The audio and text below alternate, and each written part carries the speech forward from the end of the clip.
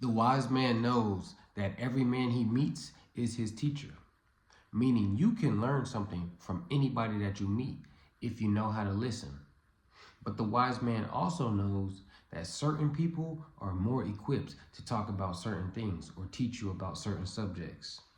So a first generation American who's a millionaire scaled their real estate empire from nothing at the age of 21 to now over 7 figures in assets, 7 figures in liquid capital.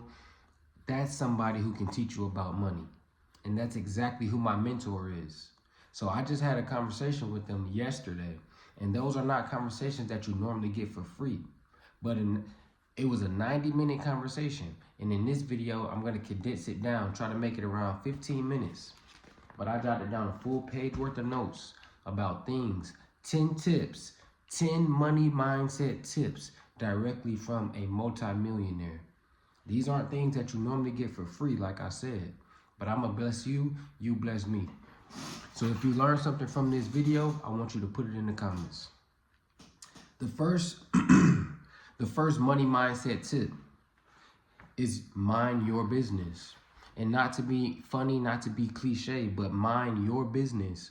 Meaning the more you focus on your money, the more your money will go up. What do I mean? Because a lot of us, when we try to think of living from a place of abundance, living from a money-free, financially free mindset, we think that we will just be in a position where we buy whatever we want, don't think twice about it, money doesn't faze us.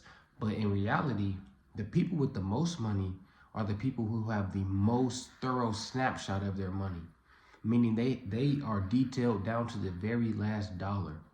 My mentor sent me a spreadsheet that was the most detailed spreadsheet I ever seen that accounted for every dollar coming in and every dollar going out. Most of us at the end of the month, we got about 20-30% of our income unaccounted for, but we blow it, we spend it on us too frivolously, we get rid of it in the ways that we don't even realize. When in reality, if you had a thorough snapshot of what your money looks like, you would hold on to a lot more of it because you'll be more cognizant of where you're spending it, where it's going, where it's coming from, how's it flowing. So you need to focus on yourself, mind your business, because a lot of us already have money, we just don't know how to keep it. Second tip, never trade your time for money, ever. Now, of course, you probably need a job. If you're not in a position where you're financially free, you need something to pay your bills, right? So the optimal thing to do will, of course, be a creator or something that's natural and from the universe, how we were designed to be, but that's just not how reality is set up. So you got to get a job, you got to have a 9-to-5. But if you're looking for a second stream of income, because if you want to be a millionaire, you're going to need multiple streams of income. Unless you've went to college and had med school paid for and all that, and now you're a doctor or something when you don't really need another stream, you're probably going to need a second stream of income. But that doesn't mean trade your time for money. It doesn't mean go out and pick up another job at Amazon. It doesn't mean go out and throw your body away and slave, and now you have no free time because you're working, just trying to create more money when that's not how you create it. The way you create it is you look deep within yourself and find your passion. So let's just say, for example, you do work at Amazon, but you have a passion for food. You have a passion for feeding people. So your second income, your side hustle could initially be, I don't know, a food delivery driver, or it could be a chef, picking up a job as a chef, or it could be cooking, selling plates out of your house, something, because when you surround yourself with your passion, you forget that you're working. Because now you're doing what is known as basically the highest act that a human can do is you're serving others. Because if you're doing something that you're truly passionate about, you're not looking at it from a place of, I'm trading my time, I gotta be here this amount of time to get this much money. And while we probably have an hourly or a salary job, that's trading time for money, yes. But if it's something that you're truly passionate about, something that you truly love, my bad, y'all, I had to free up some storage. But when you use your skills to pay the bills, like I was saying, then you're using your gift from God to serve others. So that's not trading time for money. That's using service. Now, step 3, tip number 3, let's get to it, is balance saving with paying off debt. Because if you're in a place where you don't feel financially secure, then you probably have saving money as the forefront of your mind. And then a lot of times you struggle to even save that money because you ended up moving it back into checkings and spending it. But newsflash, saving money is important, but saving money will not make you rich.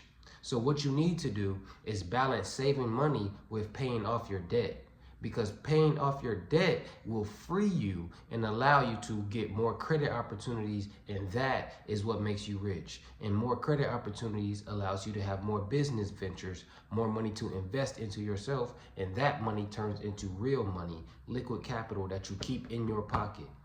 That's how you build it, but you have to balance that saving, because this saving is important. You need to have a nest egg. You need to have 3 to 6 months of living expenses already saved up. Because imagine how much differently you would move through life if you knew that I have 6 months already paid for no matter what happens today. You would have a completely different mindset. So yes, you need to save, but then once you pay off the debt, now that will accelerate your savings rate, because that money that you were paying can go straight into savings. And now that you're not feeling like I have to pay off my debt and then start saving, and you're not starting from zero. You're starting with something already saved, and you get to accelerate that at a faster clip.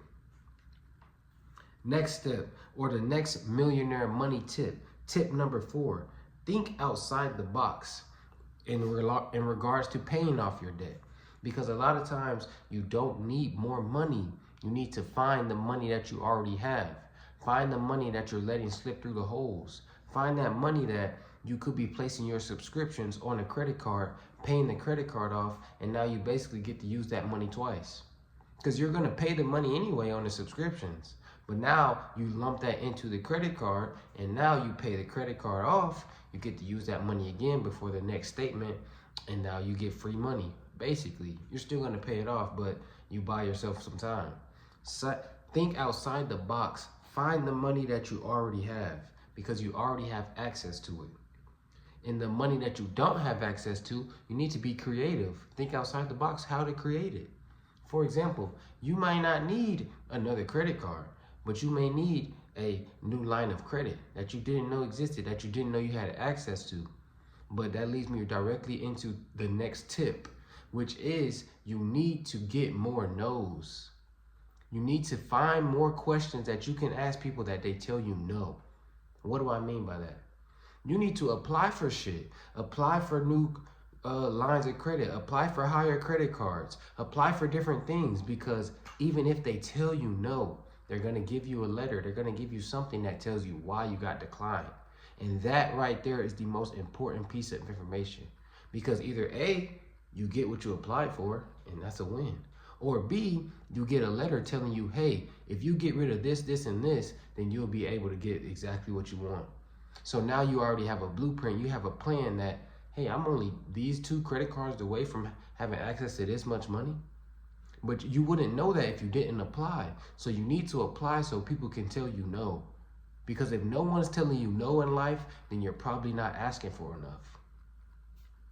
The next tip. The only ceiling that exists, I'm cutting straight through all the BS. The only ceiling that exists is the one that you accept. What does that have to do with this? Because your self-worth determines your net worth. Your self-worth determines how much money you will pull in. Because let's think about it. You will only work hard enough for something that you know you deserve. If I don't think I really deserve a $100,000 salary job, I'm not gonna go get my master's and try to go through pay all this debt or whatever to get a $100,000 salary job. That's a lot of work. It's a 1 or 2 year process. And if I don't really think I deserve it, I'm not gonna do it. But if I know what I truly deserve, then there's no problem for me to put in the work. Just like as an athlete, if you think you truly deserve to win a Super Bowl or to win the high school football championship, then you're going to work your ass off because you think it's truly possible. If I work hard enough, I deserve this. But if you don't think it's possible, You're probably not going to be accountable. You're not going to be on time to practice. You're not really going to care. You're not going to try your hardest. You're not going to put your body on the line because you don't even think you deserve it. You don't think it's possible. Everything starts in your mind. We already know you have to give it to yourself in heaven first before it can have it on earth. So give it to yourself in your mind before you can have it on earth. Next, whatever it is that you've decided that you deserve, write it down. You have to write it down. Because if you don't write it down, then you're doing yourself a disservice. Because once you write something down, your mind and your spirit is engaged in that writing and reading at the same time. So as you write it down, now your spirit knows this is what I'm going after. And 50% of the battle is already solved for you. Because now you have a plan, you have a vision, and the universe is going to make it happen. So you need to write it down, because even once you write it down, even if you miss, you'll miss closer than you were before. What do I mean? If you're trying to go from 3K a month to 10K a month, and you don't get that 10K, but you make 7K a month, damn, I got a lot closer than I was, because it's easier to go from 7K to 10K than it is to go from 3K to 10K. And the best part about it, even if you miss, you can rinse and repeat that 7, 7, 7 until you find that 1 or 2 little things you need to tweak to now take that 7K to 10K. So even if you miss, you'll miss close, but only if you write it down and you have it clearly defined. The next tip, you need to start planning before you have the money. Start making plans of what I'm going to do with it. I don't mean spend money that you don't have yet. I mean make plans for the money that will come in. Because if you expect the money, then you'll have a plan for it. But if you don't expect money and you get hit with a lot of money, you're not going to know how to handle it. Just like someone who plays the lottery all the time, they never expect to win. Then when they do win, they go broke, they go bankrupt, they get depressed, their family leaves them. We all know the stories.